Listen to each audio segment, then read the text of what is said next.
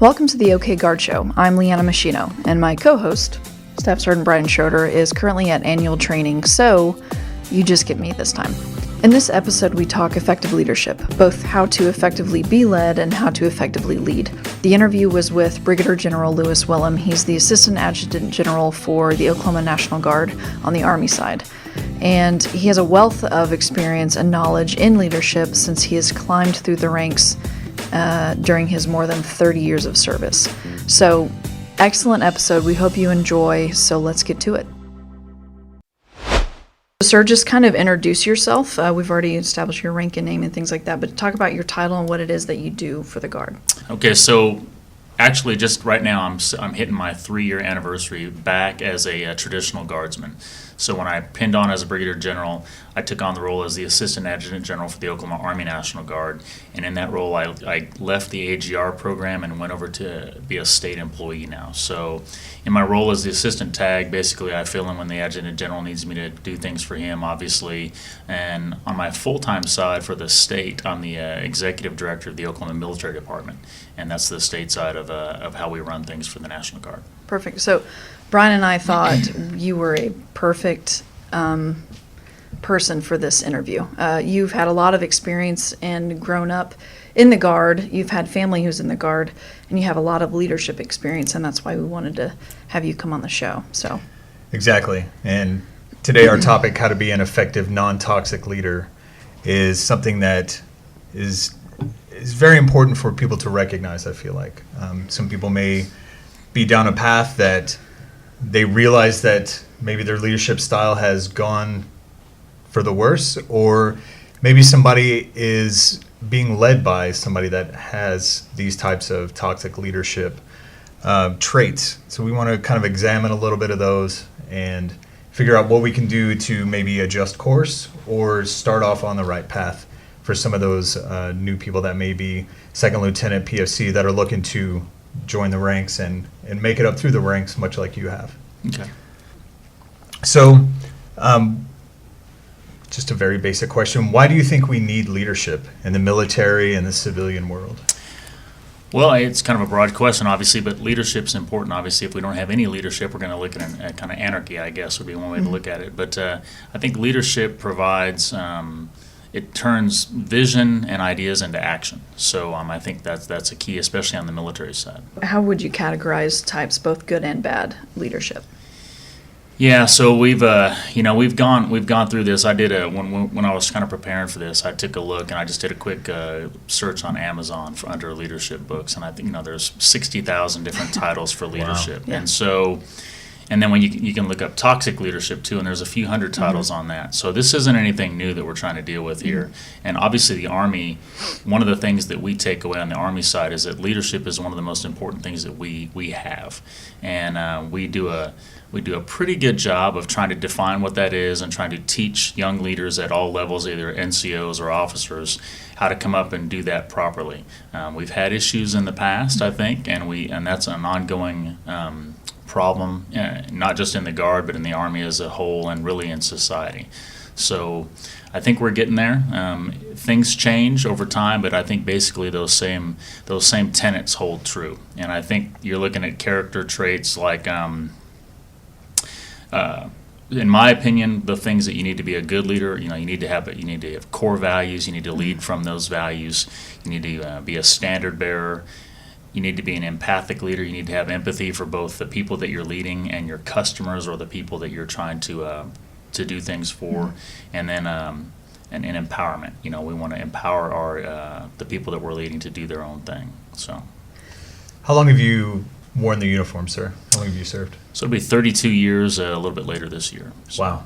It's a long career spanning 3 decades, more than 3 decades. Yeah, thanks for that. Very impressive. That's very impressive. So you've encountered many different types of leaders, I'm sure, within your military career. Tell us a little bit about some of those types of leaders and specifics on what made them a good leader, or what stood out to you, whether it be positive, negative, or just neutral. Sure. Like I said, I'm proud to be flipping back over to a traditional guardsman now at the end of my career. So I did 10 years as a traditional guardsman on the front side as well. So So start with, let me go back to a bad leadership example. And that bad leadership example was one that I had in my civilian career when I worked at UPS actually. And there was a supervisor that I had who literally took joy in saying no to everything you might ask. Did not empower his employees, took credit for things that they did, and then shifted blame to them when things went wrong that were his fault. So that's kind of the thing that I saw from the civilian standpoint. And I also had some great leaders at UPS as well. But that's the one example of literally the worst leader that I had. And then flipping to that, when I came over on the AGR side, on the military side for the Oklahoma Army National Guard, my first full-time supervisor was Colonel Arnold Moncrief, and probably the best boss I've ever had, and one of the best leaders I've ever had an opportunity to work with. People did things for Colonel Moncrief because they didn't want to disappoint him. They didn't want to let him down. And I think I learned quite a bit from him on that. He operated within our values, and from that set of values, he let people know what he expected. He supported them. He empowered us to make decisions and work on our own.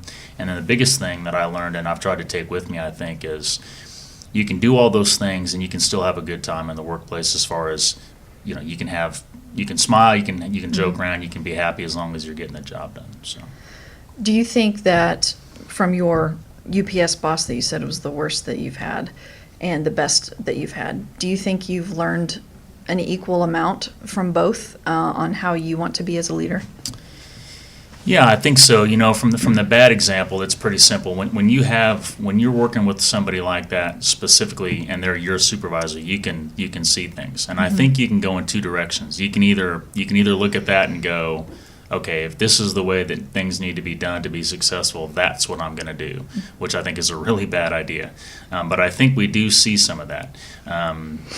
Throughout my career in the Oklahoma Guard, we've seen people who, I don't want to necessarily say they're toxic, but maybe their leadership style was such that people looked at working for them as a badge of honor. Well, I was able to work for so-and-so, and I didn't get fired, and I survived, and I moved on. Right. That's really not what I wanted to do. And so I think that's kind of what I saw from that early experience. And so you learn quite a bit from that. On the positive side, again, it's you emulate those things that you perceive as successful. At the time, Colonel Moncrief was extremely successful. There weren't, but I think, one or two AGR 06s in the whole state, and he achieved that level. So obviously it was somebody I aspired to be like, not because of the rank that he achieved, but because of the way he treated people. Okay. So do you think that it's genetic to be a good leader? Is that something that you're born with? Is it something that you can learn? Is it maybe a little bit of both? I think that's that's always that question: are leaders born or made? And I think you can go to any grade school or junior high or high school and see somebody, a child even, who just other people just cling to and watch. And so obviously I think at that level those people tend to be extroverts, and children are kind of somewhat, they're just kind of waiting to see somebody jump out and take the lead. Whether or not they turn into good leaders in the future, I don't know. So, but I do think that there are certain traits that people are just born with, and they're going to have an advantage. But I also think that leadership can be taught, and we try to do that in the military, in all branches of the military, and really you see that in industry as well, in private industry. They'll have mentorship programs and programs where they try to bring people in to lead. So, I think it goes both ways, but it surely can be taught.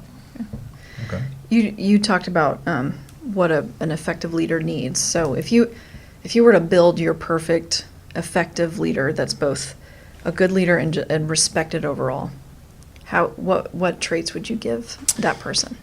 Yeah, so the biggest thing for me, and it goes back to those core values that we have as an organization. So on the Army side, it's, we have the acronym leadership: loyalty, duty, respect, selfless service, honor, integrity, and personal courage. Those things are extremely important for me, and I think for all of us. On the Air Force side, it's a little simpler. There's only 3 for whatever reason, but it's integrity first, service before self, and excellence in all we do. Okay. I think if you start with that's your key. You have to have those as a good leader, regardless of if you're a squad leader, a team leader, or battalion or brigade commander. You've got to start with those values. And I think from that standpoint, then, it's can you communicate what your intent is? And so if you have those strong values and you can communicate what your intent is, and then you empower your folks to make those decisions at their level, and that's where those are the big three things, I think. You have to be values driven, you have to be able to communicate your intent, and then you have to empower your folks below you. I'm going to go off a script just a little bit. You talk about empowerment. How do you empower someone? Yeah, so empowerment is extremely important, and I'll tell you, I'm gonna read a little bit from. I talked about how the Army in general really tries to focus on leadership, and so I think it's 2012 document, the Army Doctrine Publication ADP 6-0, and it's about mission command, and I'll just read it verbatim.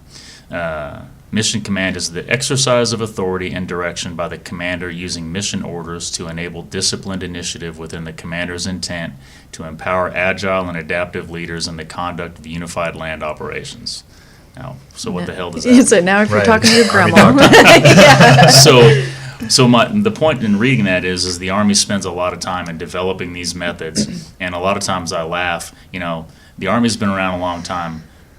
If you follow their guidelines, typically you're going to be okay, but that stuff's really hard to filter through. But what it really comes down to is General Dempsey was the driver behind this, and he had three basically principles, and those were commander's intent, mission type orders, and decentralized execution. So that's a little bit better. So that what I talked about was commander's intent, was being able to communicate what the mission is. The mission type orders, that's just fragos and op orders, etc. The decentralized execution piece is where we get into the empowerment part. So it's real simple. If I can tell you what my intent is, and then let you at your level execute that intent, then I've empowered you to do your job. Now, the bad part of that is if I'm the type of leader who's a micromanager, I'm going to tell you what my intent is, and then I'm going to follow you every step of the way. And when you start making decisions, I'm going to say, well, I don't want you to do it that way. I want you to do it this way. Or if I'm a bully and I tell you to execute my intent, and you go off and execute the intent, and it fails for whatever reason, and I just lambaste you and embarrass you in front of your peers, then that's not effective either. And so there's a lot of things that come into that. So the empowerment piece, there's a lot of trust that has to be built. I have to make sure that you know what my intent is, and based on the level of leadership and organization we're at, I give you left and right limits, tell you what my intent is, and then I expect you to execute that in accordance with whatever level you are at in the organization. It takes a lot of trust, and it's actually pretty hard too. I mean, it's easy to micromanage. It's hard to give people guidance and let them go. There's this idea that trust can be done in two ways, whether it's earned or you automatically give someone trust, and then it's like giving them rope, giving them slack. What is most effective? Because trusting immediately, I feel like, is a quicker, more effective way, but there's also more risk. So which side of the... Well, so one thing I love about the Army is that we have a hierarchy. So when you start out in the Army, you don't start out as a PFC working directly for a brigade commander as one of his staff personnel. You're a part of a team. So at that E5 level, when your team leader tells you to do something, his or her team members, those 5 people, should be able to do anything he tells them to do, or she tells them to do. And so when I get somebody, if I get an E7 that comes and works for me and I'm a company commander, I should expect that E7 has all the tools and all the skills and all the requirements that he or she has to have to execute whatever I tell them to do. Now, there may be some idiosyncrasies about the unit that he or she is in, but basically an E7 should be able to do E7 work. And even if you're brand new to me, I should be able to tell you my intent and expect you to get it done. And so that's the good thing about the military. It's one of the things we talk about on motivational leaders. I think there's a difference between a leader and a speaker. The Army has a really good way of making sure that your span of control is not too much. As a company commander, you're going to have 3 or 4 platoons. Your focus should be on those platoon leaders. You need to lead those platoon leaders. Let them lead their platoons. Each platoon's going to have 4 or 5 squads. Each squad leader is going to have a couple of teams. We do that on purpose to make sure that this gets driven down. The company commander doesn't have to literally lead every one of his 178 people or 200 people. I mean, effectively he or she does, but he has folks to do that. And I apologize for saying he all the time. That's just typically how we do things. So as a brigade commander, I might have 5 battalions. I don't necessarily need to be able to stand up there and give a hoorah speech to the whole battalion and get them fired, or the whole brigade to get them fired up. The people that can do that, God bless them, because they're much better at that than I am. I'm better at being able to talk to my direct reports in a kind of a smaller setting, tell my focus and what my intent is, and try to motivate them to then do that for their folks. The people who can stand up in front of those large groups, some of those people are both excellent leaders and great motivational speakers. Sometimes they're just great motivational speakers, and they might be toxic or kind of a mess when they get down to the lower levels. Right. Perfect. So you've kind of described a few different types of leaders, some positive and negative. So what does somebody do to find their leadership style? If you're a new E5 or even a E4, E3 wanting to get to that level, or you're just recently commissioned and you've got a bunch of people under you and you don't know what to do, other than reading a lot of self-help books, how do you recommend one going out and trying to find their leadership style? Beware of the self-help books. I mean, I was laughing as I was getting ready to come over. I glanced down. There's a leadership book holding up my screen on my computer. So I mean, it just kind of depends. Some of them are useful and some of them are not. Like I said, there's 60,000 titles out there. Basically, it's pretty simple. It's trial and error. The Army or the Air Force or the Navy or the Marine Corps, we don't commission you or make you an NCO and immediately put you in charge of a large formation and give you a huge undertaking to go through. Sometimes in combat, you see that happen in combat, but typically we kind of bring you along slowly into that process. So it's literally a trial and error. When you start out at a younger level in the military, you'll try different things, and some things will work and some things won't. Great example of that for me is, as I mentioned, I prefer smaller groups. So when I became a battalion commander, I did try to do that hoorah, large formation type speech. It pretty much fell flat. So not my style. Mm-hmm. And so I took that. Again, one of the things I talk about is self-awareness. You need to be a little bit aware of what your capabilities are, what your strengths and weaknesses are. That was not a strength of mine. So I didn't do that again. And so it was actually at an AT period. So I throttled back, refocused my efforts on my staff and my company commanders, and things worked out much better.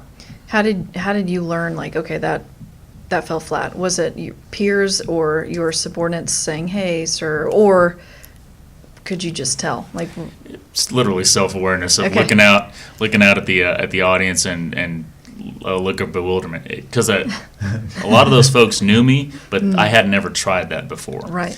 And so it was just I think most people would love to be able to be that person that stands up there and addresses that large crowd and gets people cheering. The Independence Day speech where absolutely. Everyone's pumped. Yeah, it's just not me. I'm a better writer than a speaker, so I always typically have notes or crib sheets, something like that.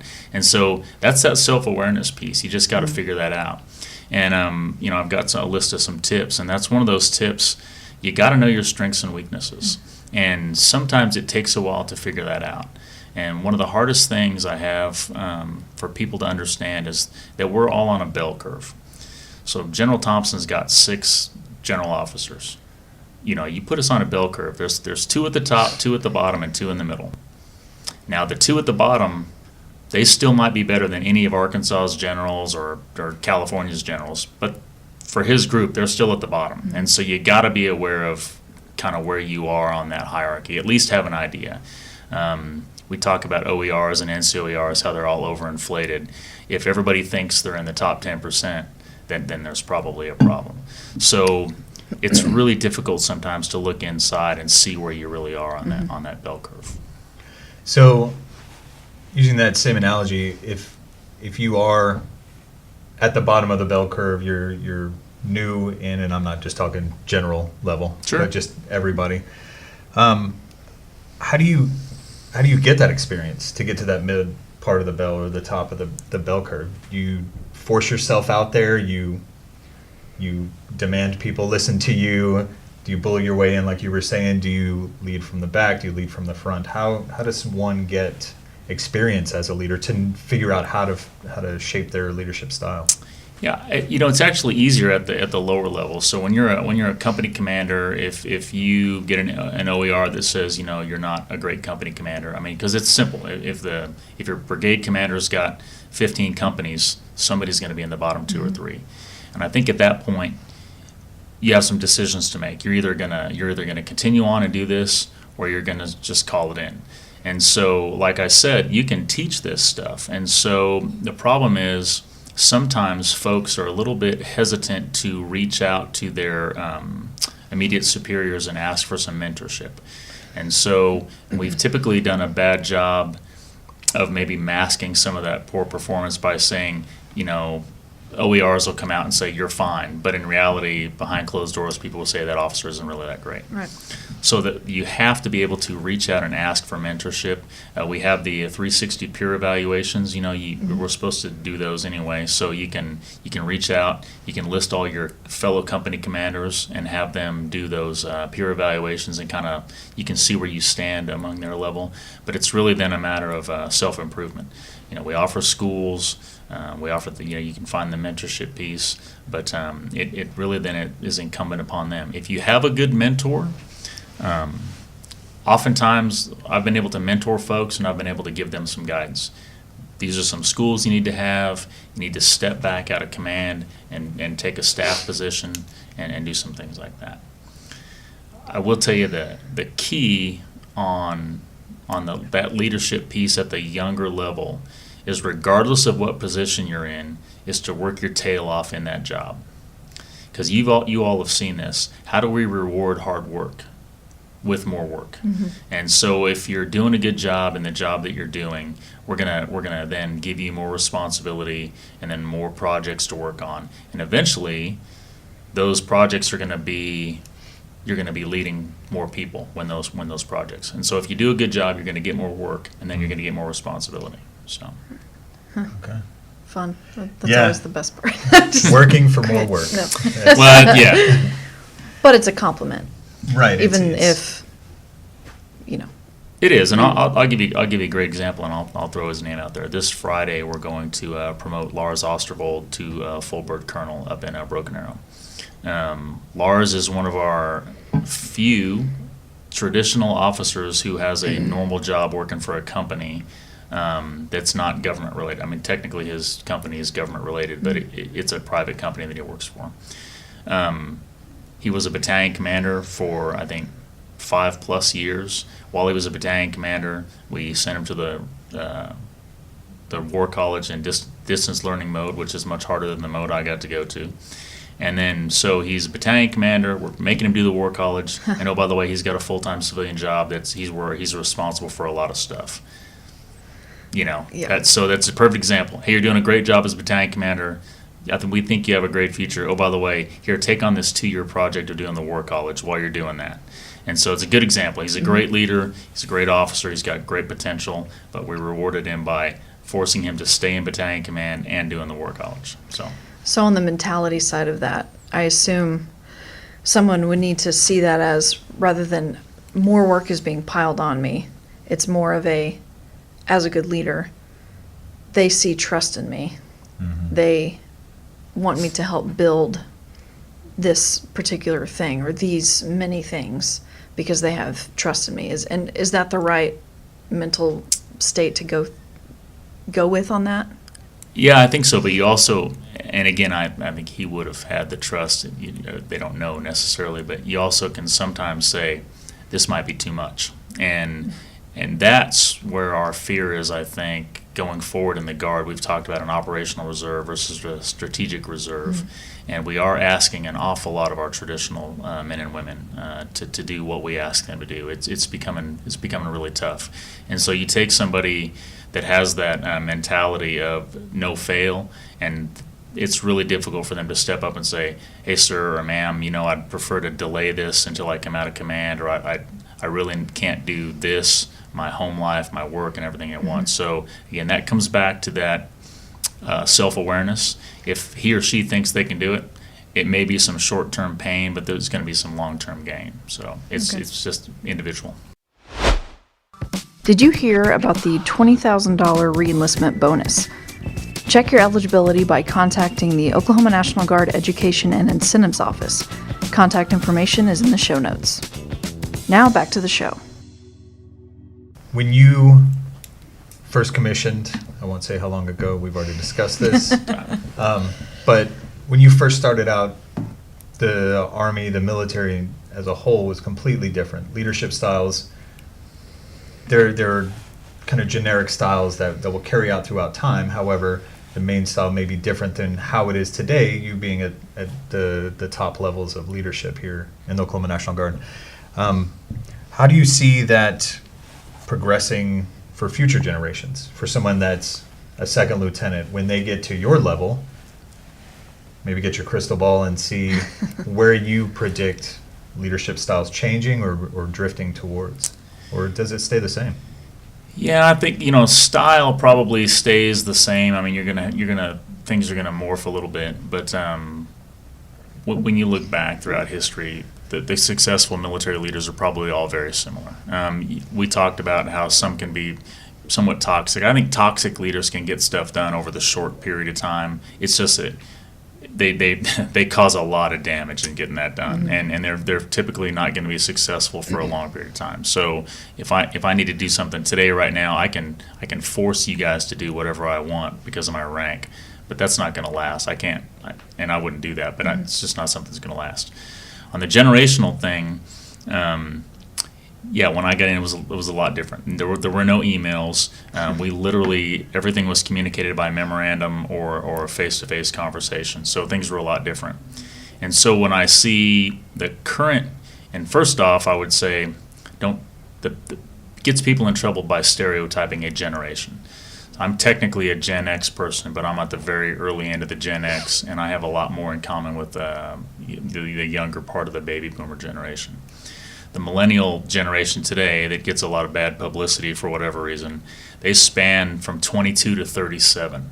There's a huge difference between a 22-year-old recent college graduate and a 37-year-old single mother of 2 kids. I mean, that's so to paint them all with the same brush is a little bit ridiculous. Sure. But I will tell you, maybe not just millennials, but just people today in general, their communication style is completely different. We shifted from a face-to-face or memo-driven way to do business. Then we went to emails. Everything was done by emails. Today, nobody even wants to read an email. It's text message.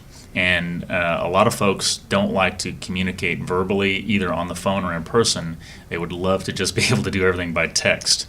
That's very efficient for some things, like when you're doing a convoy. If you hit an RP or an SP, you can send a text message, date and location or time and location. But for communicating orders with some things like that, sometimes that's a little difficult. So for the younger generation, they're going to have to be willing to kind of meet in the middle. I think they need to be able to communicate a little bit more face-to-face or on the phone, verbally. And then for the older generation, they need to understand that these folks don't like doing that. So when we can have new technologies or new things that allow them to just send information, they can do that without having to speak face-to-face. So it's a meet in the middle for both. Both have to sacrifice what they prefer in order to be most effective? Yeah, I think so. And part of that is a lot of things go like that.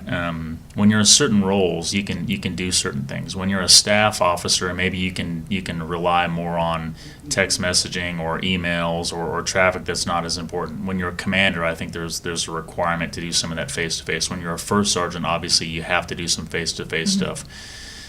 So it kind of depends on your role. What do you think the military is doing to adapt to the generation, the technology and all that stuff? And what do you also think they should do to adapt and be most effective?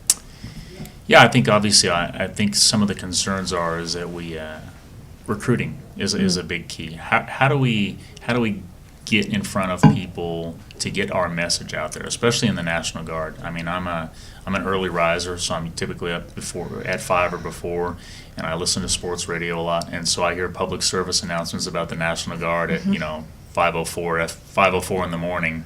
I'm not sure that that's reaching our target audience. There's just been a recent change. There's talk they're kind of changing up our branding for the recruiters. It looks more like the Army's branding. They're trying to figure out ways to get in there to speak to that younger generation. From a leadership standpoint, I think it goes back to human nature.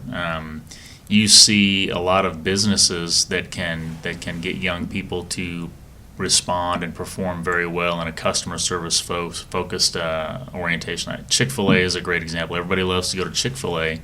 Is because those young people that work there, they're very friendly, they're very customer focused, and they're able to push that company's values for the people that come in there and eat. It's a pleasure to serve you. Yeah. Yeah. Yeah. And so your chicken's great. if they're able to do that with high school and young college kids, Yeah. then why shouldn't we be able to do that as well? Right. And so I think the Army has done a good job of looking at things like that from the civilian world and how they're doing those things. Okay.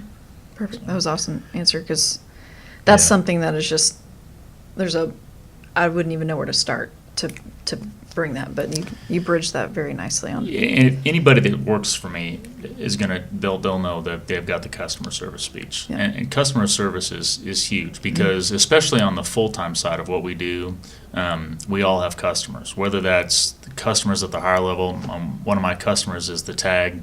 My other customers in my job are legislators, citizens of the state of Oklahoma, the governor, etc.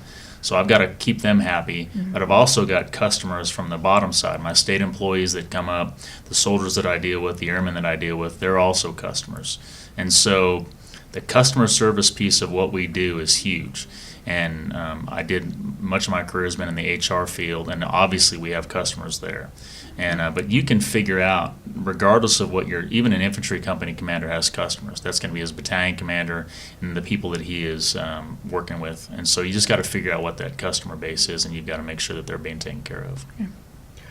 Yeah, it's a really good analogy. A lot of people don't think of customers in the military. Sure. But everywhere you go, you're essentially selling something, selling yourself, selling an idea that you may have that you want to bring to your squad leader, company commander, whatever it may be, on changing things. So knowing how to approach that situation is ideally customer service. Yeah.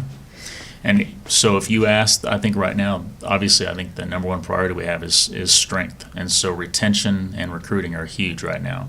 Well, it's a lot easier to retain a soldier than it is to recruit one and train them up and get them in the formation. So on the retention side of the house, customer service is huge. And so if we have a MUTA 8, but that Thursday, Friday piece is during finals week, Yeah. if our customers are our soldiers and they can't miss those classes, then we have to use some common sense and step in and say, okay, we have to have a little more leeway for our college students or for those people who are going through some things at work. Maybe they can't come on Thursday and Friday because they just got promoted into a new job. So that's just a really simple way of figuring out who your customers are. So that bridges us, I think, really nicely into understanding your employees or your customer's personality, and how to work directly with them so that you can come up with something that's the most effective possible, whether it's a project or whatever. So how important is it for leaders to understand how their employees perceive information, to get them to execute the way you want? Because some are extrovert, some are introvert. I gave the example of maybe a boss's delivery method would really motivate and pump someone up, and then the other person would be like just completely shut down by it. So how important is it to know the difference?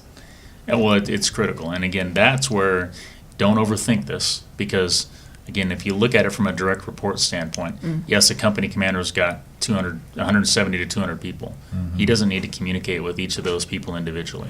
He can address the company and say things in front of the whole company, but that's not what it's going to drive the train on getting whatever it is you said done. What's going to get that done are the squad leaders, and so those squad leaders need to know who those folks are.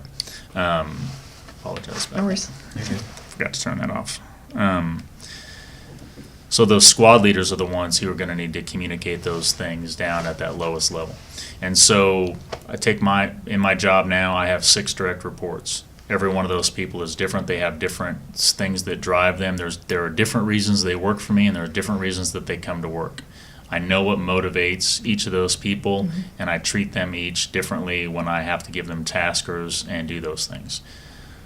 A first sergeant's going to be the same way. Mm-hmm. His platoon sergeants, he's going to know each of those folks individually. He's going to know what motivates him or her to do certain things. So it's critical. You've got to be able to do that. Does that take quite a bit of time to learn? From a traditional soldier or officer standpoint, probably it probably seems like it takes a ton of time, and that's why you need to do things like you need to meet, before or after drill, and just have some discussions about just what's going on. Our director of the Joint Staff, General Harrison, has recently implemented basically it's like a weekly half-hour time to sit down with his direct reports, and he just visits with them. Obviously, a lot of that's about work, but a lot of that is also about, hey, what's going on? Tell me what's going on. John has way more direct reports than I do, and that fills up his calendar. But for our normal span of control between 5 and 8 people, I think that's pretty easily done. Yeah, that brings us to toxic leadership. We've talked a little bit about, just touched on examples of toxic leadership. You mentioned the bully. There's a dictator, micromanager, the autocrat, stressed. Some people may find their leadership to be incompetent, just based on perception. So how and why do these types of leadership negatively affect the workplace?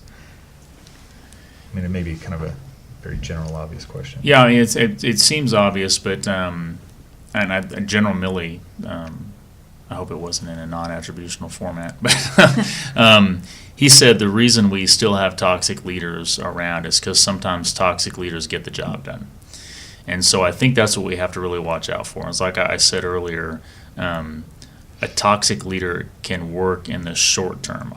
We can force people to do things in a very short amount of time. Sometimes when you see things, and because of the nature of our business, sometimes those are the things that get highlighted in a person's career. When we were deployed, we did this. When we were at an AT period, he or she did this, and they got results. Well, yeah, that might have been great for that operation on that day, and that might have worked. But for the long-term ability to get things done, that's probably not going to happen. So the toxic leadership piece is tough. And so when people say things like, toxic leaders get the job done, that's not necessarily true. They might get a task done, but they don't necessarily get the job done. So that's what we have to look out for.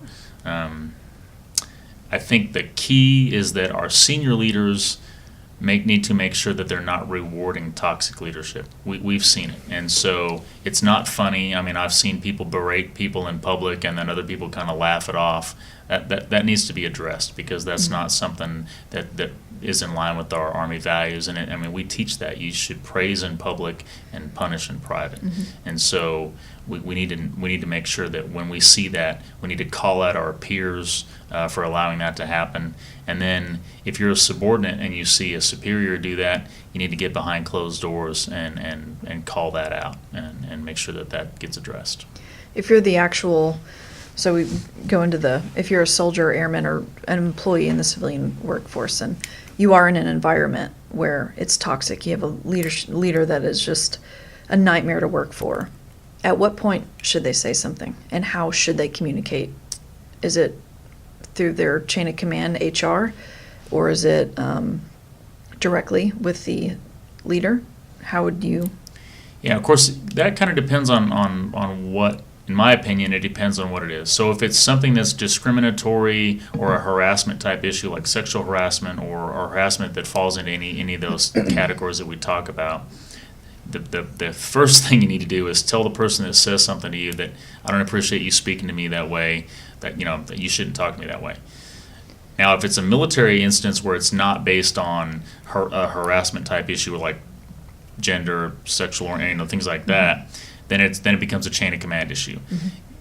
If you're a specialist and some company commander is just ripping you in front of a bunch of people, it becomes really difficult for you to say, "Sir, I don't appreciate you talking to me like that." But then they do have the chain of command. So then you would go to your platoon sergeant and you would go to your first sergeant. And if you don't get relief from that, or maybe they can explain to you why this person did that, and then you can accept that explanation. But if that's not valid for you, then we have other chains. You can talk to the chaplain, or you can talk to the IG, or even talk to a JAG if it raises to that level. And I will tell you that since I've been in a, quote, senior leadership role from the 05 level and above, we take those things very seriously and we look into them. So, and obviously the person that's involved might be concerned about retribution, but we keep a close eye on that as well. So Yeah, because if you're in a toxic environment and you're being led by a bully, you don't want to stand up and say, excuse me, I don't think this is the right way. Right. Because that's going to come back on you, Sure. ultimately. So knowing the right channels and the right paths to go is very important, because you can't fight fire with fire in this instance. No, because the rank still has its privileges. Exactly. And so, but that's where it comes into that deal of, hopefully, if you're a leader and that happens to you, when I say leader, I'm talking about NCOs or above, then you have those other mentors you can go to and say, hey, so-and-so said this to me. How do you take this? And then you can kind of bounce those ideas off some other folks as well. How can you give someone comfort in knowing they have that chain of command? There's not going to be any negative consequences to you coming forward about something. We know sexual assault and harassment and things like that. We absolutely, that is something that people should know. Hey, go to your chain of command. Don't be afraid to do it. And there will not be negative consequences. But what if it's just the way that leader is treating these people? Maybe it's not in a harassment realm, but does that make sense, Mike? Sure. And I think that's where, like I said, your peers, we do command climate surveys. You can, based on the level of the organization that's happening at, that's kind of where you need to go. The IG is always a good route if you've tried the chain of command. Obviously, typically the IG is going to tell you, have you talked to your first sergeant about this? And what you don't want, or what you hope from our level, what we hope doesn't happen, is that you hope that you don't have a commander and a senior NCO that have that same mindset, because that's when sometimes things can get stopped. And if that's the case, as hard as it is, they need to go outside their immediate chain of command and go to the brigade chain of command or even the state chain of command. I think sergeant majors typically always have an open door policy, and that I know it takes a lot of guts for a soldier to go up to a sergeant major. Officers, we can typically go the XO route, or we can just talk to somebody on that side. So, but it is difficult to get that across, and that's incumbent upon us as senior leaders to ensure that those things don't happen, that retribution doesn't happen, and retaliation doesn't happen. Okay. So what about outside of the military? The Guard, it's two hats that we wear. We have civilian jobs and we also have military obligations. The military, it's very kind of straightforward. We have that chain of command and those channels that we can use.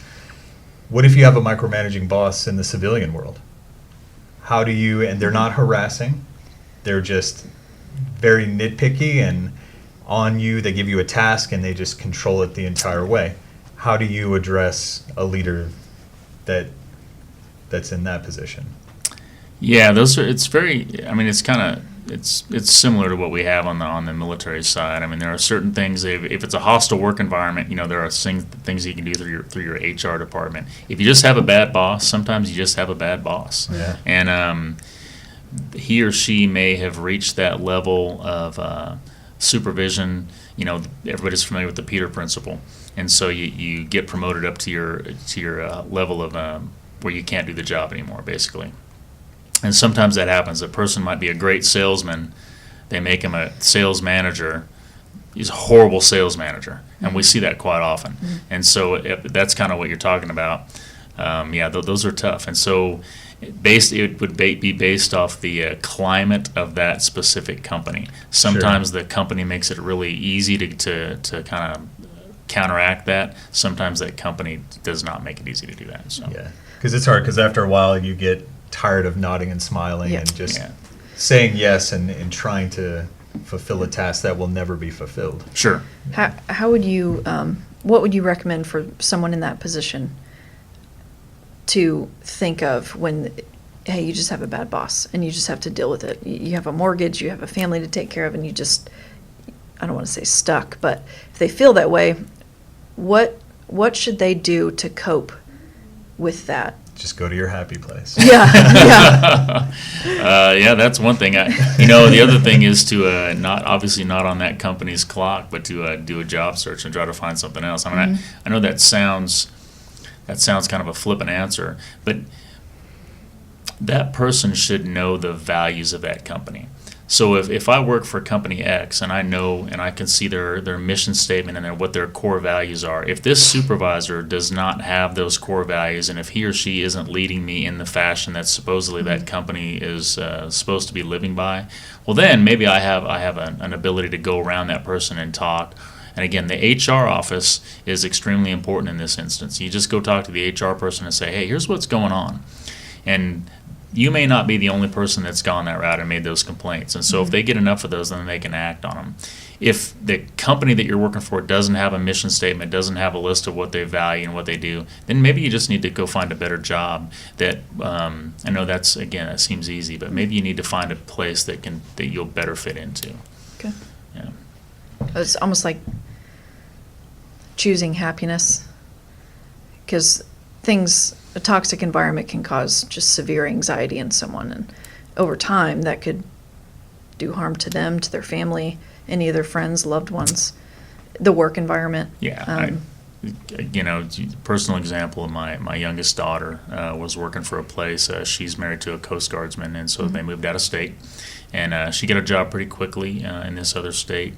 A little bit different job than what she expected, and the company really didn't have the same values that she does, and it was a fairly high stress position, and so she worked there for 2 years, but it was just eating at her almost every night. And so my suggestion to her was find another job, and she did, and she's in another job now and is much happier, about the same pay, which really wasn't the big deal. I think she would have taken a pay cut to get out of that other environment. That's just a good example. I mean, right now we're fairly lucky that unemployment rate is low, and so I would think that you could find something. It's just, but it's easy for me to say that, but it's extremely difficult to be in that situation. I understand that. Yeah, but it's also important to, I think, to recognize if it's the boss or if it's you. Are you the one that's having a hard time working for people because you want to be the boss, and since that person that you're working for isn't great, so, well, I'll go find somewhere else to work, versus 2 years is a long time to work for a boss and try different avenues to make it work. And that I think is very important as well, rather than just straight giving up when somebody crosses your path that you don't like. Yeah. Well, I'll dedication in there. Throw something out. I'm almost positive it was Carl Byer that coined this phrase the other day, because I was talking about this opportunity to come and talk on the podcast, and I said it was about toxic leadership, and we talked about toxic followers. And so, that comes into that self-awareness piece. Don't be a toxic follower. On the military side, it's easy. If it's a legal and lawful order, as bad as it may be, you need to do that. On the civilian side, it's a little different, so you have to be careful on what they're trying to get you to do. But yeah, if you've been unhappy with your last 5 bosses, yeah, it might be you. It might not be the bosses. Yeah. And so that's just something to be aware of. Just go start your own company. Yeah, exactly. Work for yourself. I'm sure a lot of successful people have done that too. Yeah. How can a leader recognize these traits, these negative traits in themselves, and if they're able to? Is it too late for them to change? So like a narcissist, where a narcissist is never going to recognize that they're a narcissist, right? This is just part of their traits. Yeah, something would have huge would have to happen for them to be self-aware that, oh, this is me. Right. But if someone has the ability to see that in themselves, like, hey, I just micromanaged my employees for this project. Or if one of their peers pull them aside and say, hey, the way you handled this, maybe next time. Yeah, and so I think that's so it's a great point. Yeah, number one, a narcissist probably is never going to do that, and so I think that's close to a mental illness, or a behavioral health issue. So that's something they need to deal with through therapy. But so they're always so self-awareness and self-improvement. So if you truly desire to improve your performance, you can do that, and and again, I hate to throw back always to the Army has done this before, but the Army has been around a long time. The Army National Guard obviously has been around even longer, but there's methods for everything. So you have an OER, and I'm going to say on the officer side, you have an OER, you have an OER support form, you have the 360 review. There are plenty of tools that are in place for you to be self-aware of what your performance is. You have your peers, you have your superiors talking to you offline. Hopefully you have a mentor that can talk you through some of this stuff. The Army has put a framework in place. If you follow what the Army tells you to do, you will probably be successful, or at least have a better chance at being successful. Where we get into trouble is, and this is something we need to hold each other accountable for, as well as you guys need to hold each other accountable. You need to be candid and honest on those evaluations. If somebody has some traits that worry you, I know it stings. Nobody likes to be confrontational or put bad comments on an evaluation, but you have to do it, because you have to understand you as a leader aren't necessarily beholden to that subordinate, that single subordinate, but to whoever he or she is commanding. Yeah. And so if that person is responsible for a 200-person company, you don't own loyalty to that person. You owe loyalty to the organization. Right. And so it's tough, but then you have to be honest and candid with that person. Here's where you've fallen short. And then as a mentor or as a leader, if the person is salvageable, and most people are, then these are the things you need to do to improve. So it can be done. It's just a matter of if they're willing to look at that and if they want to improve. Yeah. Sure. And catching it early. Earlier the better. Developing those mentors that may see those traits, like you were saying, and help reshape thought process or approach when dealing with other people. Yeah, and then hopefully we're not rewarding poor performance. When, and again, if the performance piece, if the boss's number one priority is strength, are we going to reward the company commander who saves everybody, but half of them can't pass a PT test and they don't meet the standards, and you've got some folks who are drug abusers and things like that? Or are you going to reward the person who maybe fell a little bit short of meeting their recruiting and retention goals, but their company's clean, their folks pass a PT test, their readiness levels are high? So we as senior leaders need to make sure that we're not rewarding the bad performers on that from that level. Yeah, I think that's a good point, because when you hear toxic leadership, you think the bully, the micromanager, but you don't necessarily think that, well, all of my people are great, so they all get outstanding reviews. Yeah. That in itself is a toxic leader as well, correct? Yeah. So again, if you look at our values, loyalty is one that people sometimes confuse. I'm not loyal to you. I'm not loyal to John or Jack or Jill. I'm loyal to the organization in the United States of America and the state of Oklahoma. So am I doing what the right thing is for the agency, the organization, and those pieces? And I think some people have misplaced loyalty. They feel loyal to a certain commander or a certain person. That's not what the value of loyalty means. And that can be difficult in the Guard, because it's a very family-oriented organization. Sure. So you may be in the same unit with somebody for your entire career. Active duty is different. You get moved around every 2-3 years, so you don't have that opportunity to build those same strong bonds that you do in the Guard. Yeah, and I think sometimes we see leaders get into a little bit of trouble where they've done a whole lot of great things for the organization, and then they'll make a mistake later in their career, and people are unwilling to call that person out for that mistake, and so they'll kind of just say, well, he or she has been so great on these other things, we're going to let that slide.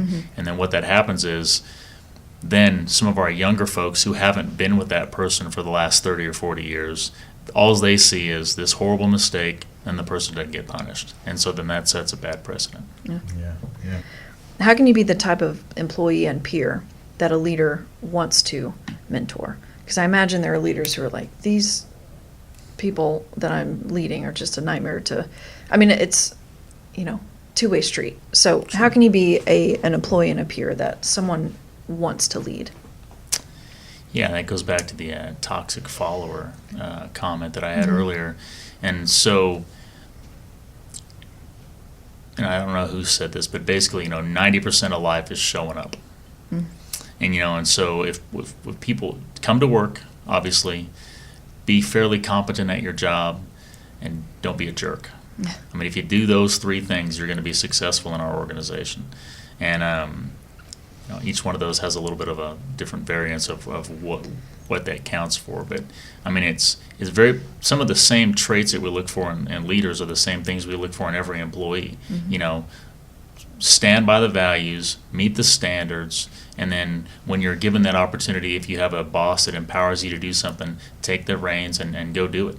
Don't ask for too much guidance and direction, because then you're just asking to be micromanaged. Yeah. Most of us don't want to be told what to do every step of the way. We want to be able to give me some direction and then get out of my way. Yeah. But not everybody is like that. All right. We've all had employees where, man, you give them a task, and if you're not pushing them, they're just not going to do it. And that's as frustrating as anything else. So I think if there's anything you feel that's pertinent to this subject that you would like to add that we may have not covered. I think, first off, I appreciate the opportunity. Thank you guys for having me. Yeah, thanks for being here. Yeah, absolutely. You bet. And I think it's kind of what I can't focus enough. So on our values. In 2000, General Mattis, who was the Secretary of Defense, Secretary Mattis, he came out with, in back-to-back years, he sent a letter to the entire force about ethics. In 2017, he talked about making sure that we stayed in the ethical midfield. So in a football analogy, basically he wants us to run down the middle of the field, not get too close to the sidelines where if we have a misstep, we're out of bounds ethically. And then in 2018, he followed that up with a second letter again to the entire military force that talked about he wants admired leaders who coach and inspire, building a foundation of trust, and then remembering that accountability matters. And so again, this is coming from the Secretary of Defense. Yeah. And so he's concerned about our ethical standing, and I think that's something we all need to be concerned about as leaders and as just members of the military in general. We were very fortunate in 2019 to still have the full support of our citizenry. We all get thanked for our service anytime we're in uniform, but it's been almost 20 years since we've been at war, and it's a different type of war than this country's ever seen. And so I think that we have to be very vigilant in maintaining the standards that we expect. And so when I talk about leading from a position of values, that is incredibly important. So our Army values, we have to know what those are, and we have to make sure that everything we do coincides with those Army values. The Air Force's values, again, are simple, and they're out there. Same thing on their front. So if you're making a decision, and if you're trying to lead people, and your decisions and your leadership style or what you're trying to get them to do, if they run counter to those values, then you're wrong. And we need to ensure it going forward that we hold everybody to that standard. That's key. Great. That's perfect. I, again, think you were the perfect person for this interview. So Yeah. Thanks again for joining us here. And this is wonderful. It's a wonderful conversation. I definitely learned a lot about leadership and things to focus on, being self-aware, but also as one that's being led by people too, how I can approach my leadership and what to expect from them and take their guidance, how to take their guidance. So Great. Yeah, thank you very much. Appreciate it. My honor. thank you for listening to today's episode. We hope you enjoyed it. I know that Brian and myself got a lot out of the actual interview. Next episode is going to be over TRICARE, and we talk primarily TRICARE Reserve Select for our M-Day soldiers and airmen. A lot of great information, so stay tuned for next month's episode, and it airs on July 17th. So we'll see you then.